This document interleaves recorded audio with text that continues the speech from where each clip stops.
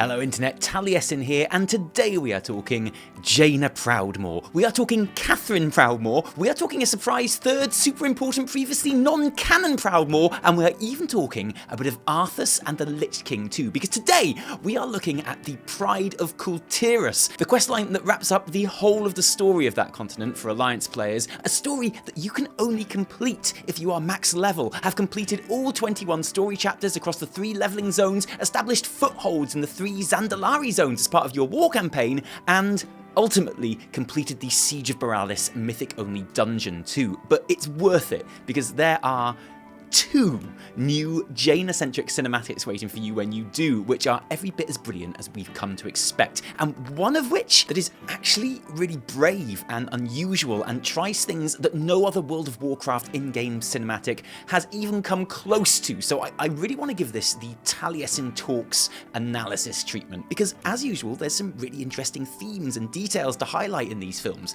So this is not a reaction video. I've seen both of these cinematics before a lot of times. Truth be told, I've kind of been watching them over and over since I completed the story campaign at the beginning of the week, and then hopefully soon I'll complete the Horde equivalent and we can do the same with their cinematics. But what that means is that if you haven't seen these cinematics, well, firstly, obviously, massive spoiler warning, but also bear in mind, this is a terrible way to watch them for the first time. We're going to be stopping and starting and going back on bits and generally talking all over them, because that's how we do things here, and gosh darn it, if you really must have a reaction, then here, using all of my amazing acting skills, is a faithful recreation of my exact reaction as I had it first time I saw them.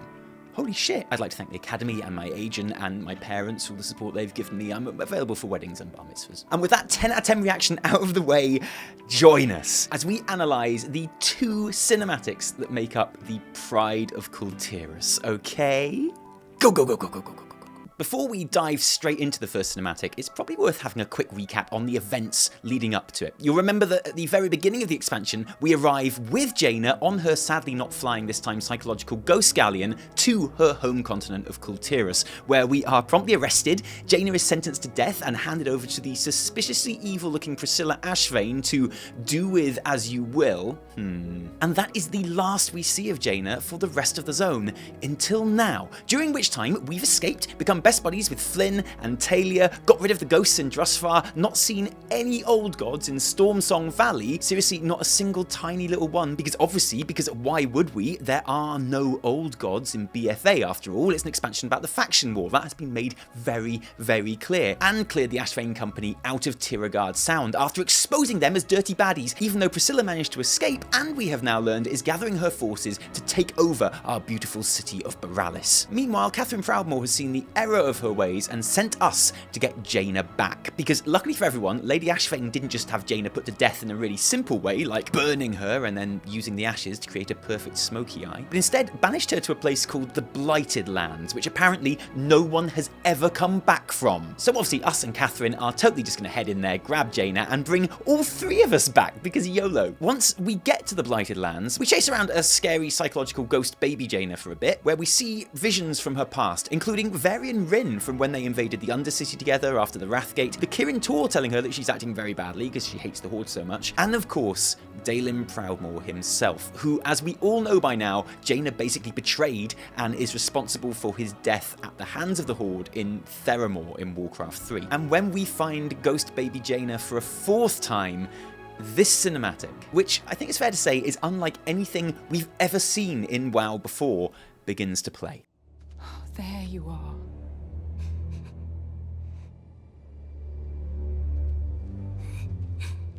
I did everything wrong. As we approach Ghost Baby Jaina, right at the start, there's a couple of things going on here. I did everything wrong, she says, which we've just seen is true. The malicious spirits of the Blighted Lands have been taking the form of people and events from her past and have been tormenting her with all of those things that she feels guilty about throughout her life. And it's significant that she's presented as a child here, helpless and at the mercy of others. But of course, there's the horror aspect to this scene too, something that we've already established is a part of these Jaina cinematics in Jaina's Nightmare, because the last time a character started talking to us with their backs to us, they spun around for a jump scare with half half of their face missing. It's purposely leading us to suspect that might happen again. Baby ghost Jaina is keeping her face suspiciously covered, and the music is pretty ominous, and frankly, F that, okay? It's been a long quest line to get here, and I don't need a scary demon Jaina to kill at this point, you know? And actually, as we'll see, every new character that we meet in this cinematic is introduced to us with their back to us. Partly because it's really creepy, obviously, but there's another reason for it too. But anyway, it's a bit of a relief when Ghost Jaina disappears at her mother's touch. But this is where it starts properly, because at this moment, Katherine is transported to a weird, abstract, other place. This totally empty, black, noiseless place. You can hear the sounds of the outside world literally sucked out as we get there.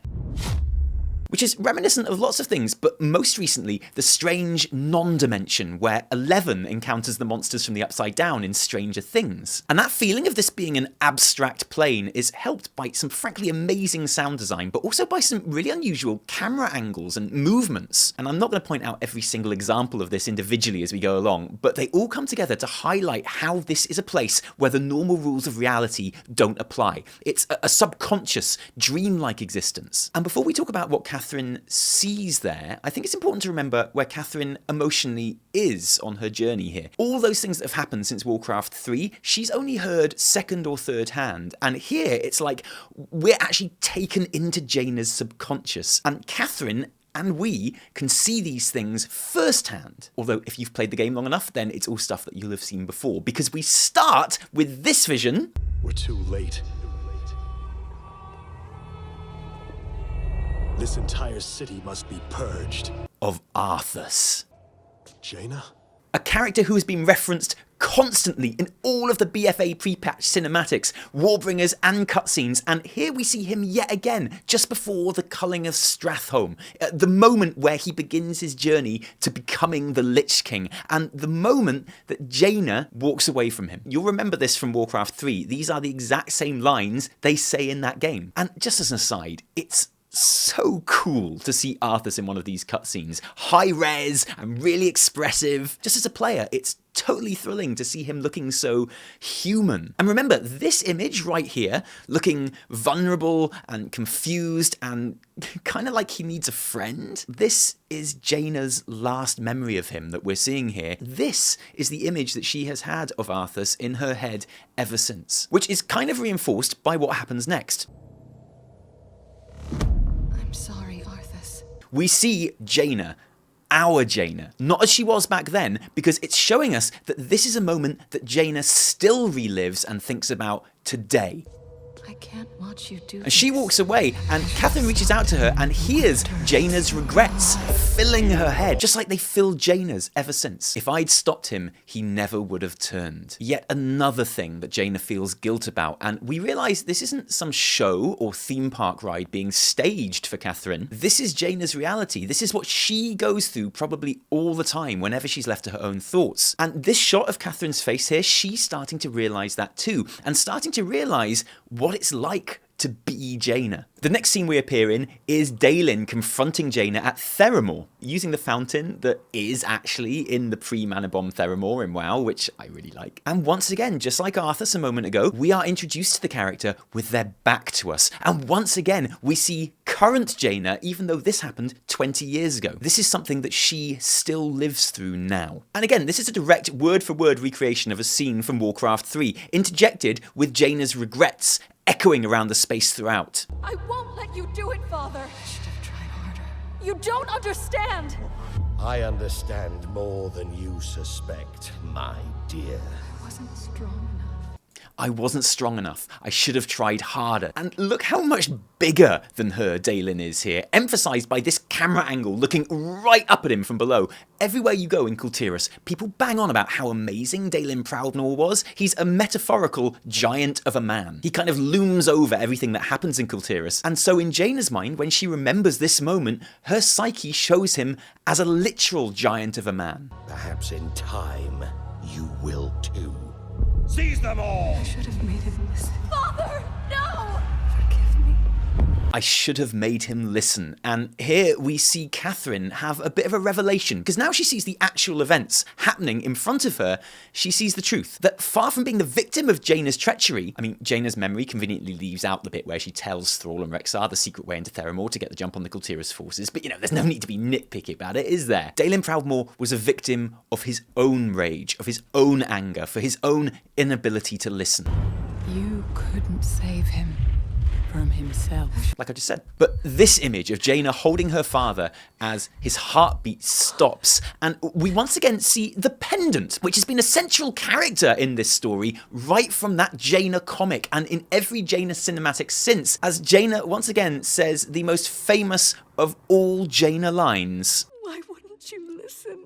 Okay, fine, the second most famous of all Jaina lines, but there's no other background noise in this at all. No whispers, no music, just that line said through tears. Why wouldn't you listen? Because that really is the story of Jaina Proudmoore, isn't it? And that's what the scenario that we just played through and this cinematic is showing us, and more importantly, showing Katherine. Jaina feels guilt about all of these things. Varian, the Kirin Tor, Arthas, Daelin, but honestly, in each instance, it's always been the same story. The story of someone not listening to Jaina, ignoring her advice. In the same way that every one of those characters is introduced to us with their back to us, every single one of them turned their back on Jaina and her advice, going their own way into disaster and leaving Jaina to live with the fallout from their actions, and with the guilt from the disaster that they themselves caused. It happened when Varian ignored her warnings about the Horde, it happened when Arthas ignored her warnings about Stratholme, it happened when her father ignored her warnings in Theramore, and just as Katherine begins to see the truth of all of this, Jaina's theme music, that beautiful, haunting music, starts to play as she sadly raises her eyes because she knows what she's about to see next. Jaina's most recent regret, the newest thing that tortures her psyche, the hurt her own mother caused her. Because here is Katherine, again with her back to us. She is just the latest in the long line of characters who have thrown the help that Jaina was trying to give them back into her face. A decision which actually has put the entire kingdom on the brink of destruction at the hands of Lady Ashvane. Is death.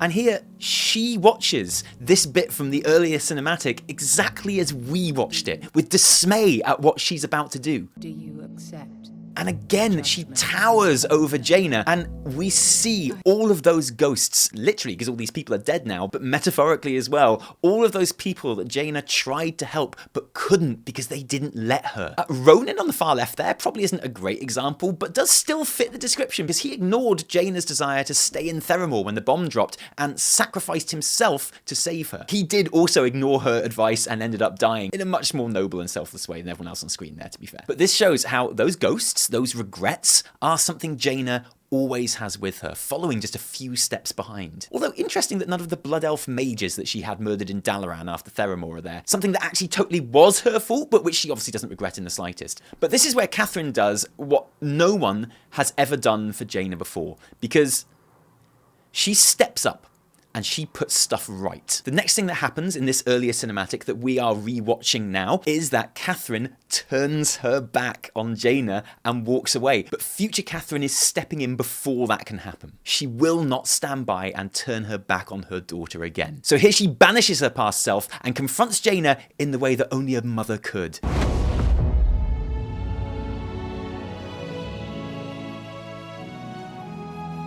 My daughter. Forgive me. Forgive your father. And there is no way that this should affect me in such an emotionally genuine way, but it really does. And it actually does more the more times I watch it, because to exercise those ghosts, Jaina doesn't need a sword or magic or a flying ghost ship with arcane laser cannons, although if you've got one of those, that's great, use it, fantastic. No, she needs to forgive. She needs to forgive those that have wronged her and forgive yourself. Come topside, sweetheart.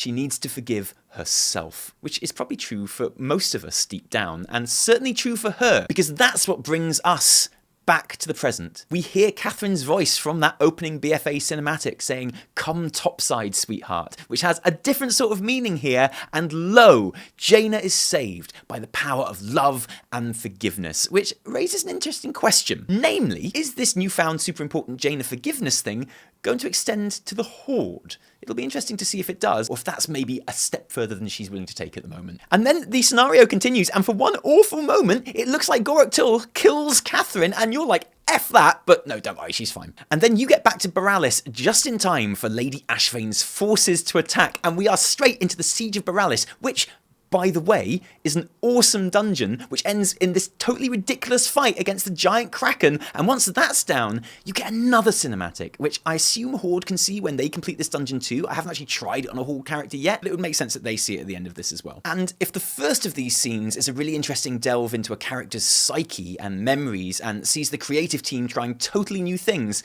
and this one is much more traditional, being as it is the epic conclusion to a big set piece. But it does still have some pretty brilliant surprises in it. So we begin at the end of the Siege of Boralus dungeon, except unlike the Siege of Boralus dungeon, straight away we can see Boralus is not on fire. That instance is all fire and ash and red skies, but that's all completely cleared literally seconds later, which I'm not going to lie, is a little bit jarring, but there's an artistic decision behind this. The team are very keen to make it very clear to us straight away that this is nighttime right now. So they've presented that in as clear a way as possible. It's dark, the lanterns are all lit in the town. They've got mere seconds to set this scene, and it's obvious they thought having a red sky with a city aflame would just confuse that setup. But what's important here is that Boralus is vulnerable, a point which is made clear to us by the fact that surrounding Jaina and Katherine on the battlements are not soldiers, but normal everyday citizens of the town. There is no fight left in them. Because it's very important you understand that Our harbour defences won't be enough. And if you're like me at this point, you think, hang on, you're telling me that the coastal fort town of the mightiest seafaring nation in the Alliance can't withstand an attack from 10 whole enemy ships, which they can see coming a mile off, and then you realise that, yeah, you've just played through a whole dungeon where the Kul Tiran forces were getting totally kicked, and you think, oh, okay, no, fair enough, I get it. You're weakened. That's why you're showing the citizens, not the soldiers. I get it, carry on. Father's pendant. And this is where the importance of that pendant, which has been with us on every step of this journey with Jaina, is truly revealed, because it is not just a nice looking necklace. It holds within it the power of the Kul Tiran High Admiral. Daelin didn't just wear this to look cool, he used it to organise the Kul Tiran fleet. Presumably, it's one of the reasons why that fleet is so powerful and awesome. And we know from playing through Stormsong Valley that that fleet, which everyone thought was missing, is in fact being held prisoner in a storm through evil, definitely not old god magic, because how could it be old god magic? Because there are no old gods in BfA. But Katherine can't use the power of the pendant, the heart of Kul Tiras, because Jaina is the rightful admiral. And I love how they do this next bit, because as Jaina steps up and takes her rightful place among her people, as she takes on the responsibility of leading and protecting her people using the literal heart of Kul Tiras,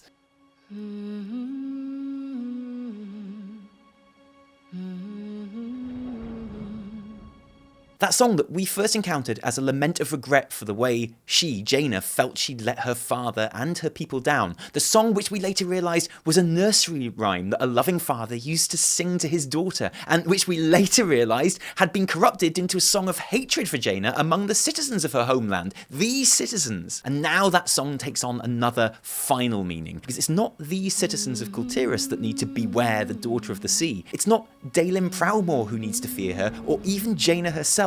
It's the enemies of Kul Tiras that should beware the daughter of the sea, because that daughter has just returned home. And as we see the invading fleet draw nearer with their frankly rubbish and not even slightly arcane laser cannons, Jaina uses the pendant for its rightful purpose, not as a symbol of regret or guilt, There you are.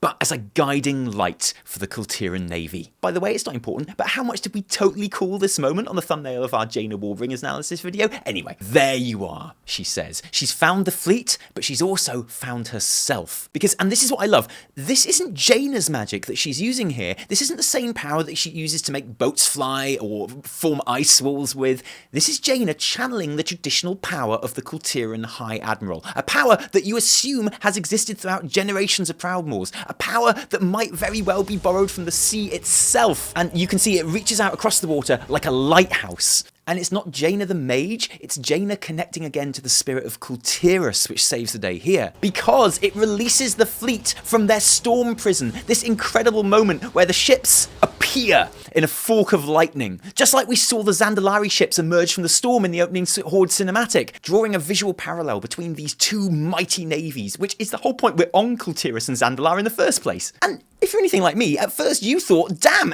she just summoned a whole navy of psychological ghost galleons here. But no, it's even better than that. Because in reconnecting with her homeland, she hasn't just saved Boralus and herself and her mother. It turns out she saved another member of her family who we are just about to get introduced to. I love how the boats surge across the seas in this shot, like they're being propelled by a force much stronger than the currents and the wind, because of course they are. And ladies and gentlemen, may I introduce to you Tandred Proudmoore. We're home, Tandred! Captain!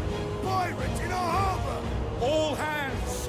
Let's show them what Kul Tirans are made of! Jaina's youngest brother, a character who was in the old Warcraft RPG and who Chris Metzen said officially as recently as 2015 was specifically not canon. So this is actually quite a symbolic moment for the current creative team. They are quite explicitly and unapologetically changing something which the former legendary game director had set in stone. Tandred Proudmoore does not exist. Well, sorry Chris, because not only does he definitely exist, he looks good. Now, unfortunately, this sexy disheveled look is just to show us that this is a fleet that has been held hostage for months, that they are on the very brink of survival, and that their sudden release is as much a surprise to them as it is to Lady Ashvane. Tandred hasn't even had a chance to do up his shirt. Because I'm sorry to say that this Tandred Hasselhoff look is not his everyday appearance, as we see when he's safe and sound in Boralus later, all buttoned up and nowhere near as cool looking, frankly. In fact, if you keep on clicking on him there, he makes a joke about not being canon, which is very meta and I like it. I like meta. And we hear this voice shouting, Lady Ashvane, your orders, and she is the proverbial rabbit caught in the headlights, rooted to the spot with no idea what to do. And you can see the awesome power of the Kul Tiras fleet in all its glory here, and rather surprisingly perhaps, this entire situation is resolved with a surrender and no violence.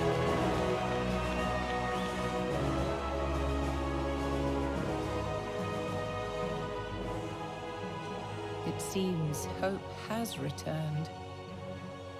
With you, Lord Admiral. Mother and daughter are reconciled, and as we've seen throughout so many of these BfA cinematics, and this is why it was so important that it be clear that it was nighttime at the start, the sunrise.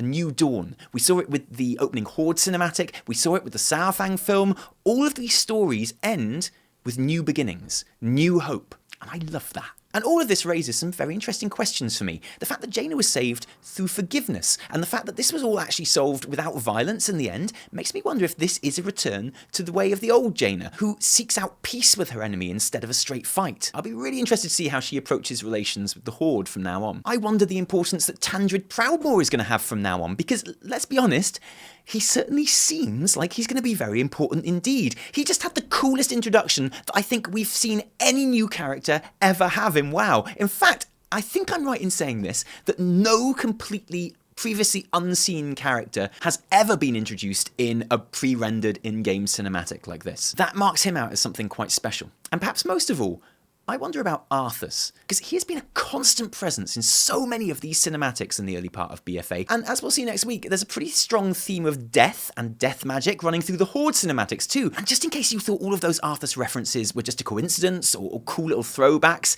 in the action directly after this cinematic, Taelia reveals herself to Anduin as being the daughter of Bolvar Foldragon, the current Lich King. There's something lichy going on here, guys, and seriously, what is it? No, seriously, what is it? Genuinely, what do you think? And do you like how Blizzard have dealt with Jaina in Battle for Azeroth? Because I'm a total Jaina fanboy, and I make no secret of it, but I thought this whole campaign was just terrific storytelling. Much deeper and more focused than we've been used to, and I think it bodes really, really well for the rest of the expansion. I'm certainly looking forward to doing this again for the Horde story, hopefully next week. And of course, in the weekly reset this week, we'll be getting to the bottom of the new Ashara Warbringer and those Gamescom announcements. There's just so much to talk about right now, it's so cool. So thank you for joining us today. If you enjoyed this video, don't thank us, thank our patrons who give their actual real-life money to make these videos happen. But if you didn't like it, downvote the shit out of it. Remember, my name is Tandred Proudmoore. No, for me, Taliesin and Evertel. Until next time, cheerio.